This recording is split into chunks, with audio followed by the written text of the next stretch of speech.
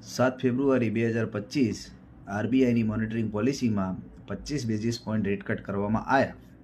હવે આપે અમને ઘણા બધા સવાલો પૂછ્યા કે ભાઈ આરબીઆઈની મોનિટરિંગ પોલિસીમાં 25 બેઝિસ પોઈન્ટ રેટ કટ કર્યા તેનો અમને શું ફાયદો?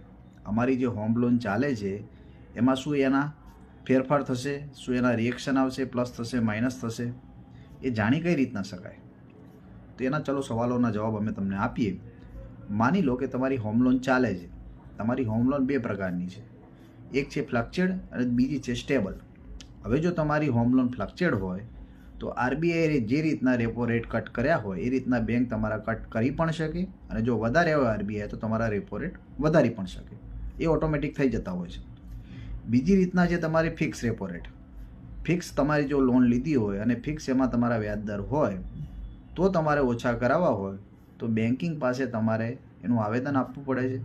તમારે ફોર્મ કે એની જે પ્રક્રિયા હોય તમારે ફિલફુલ કરવી પડે છે, અથવા તમારે બીજી બેંક પાસે એની લોનને રીફાઇનાન્સ કરાવવી પડે છે. આ બે રસ્તા છે. મ્યુચ્યુઅલ ફંડ રિગાર્ડિંગ કોઈ પણ તમને કન્ફ્યુઝન હોય, કોઈ પણ ક્વેરીઝ હોય, મ્યુચ્યુઅલ ફંડ રિગાર્ડિંગ કોઈ પણ કાર્ય હોય તો આપ અમારો સંપર્ક કરી શકો છો.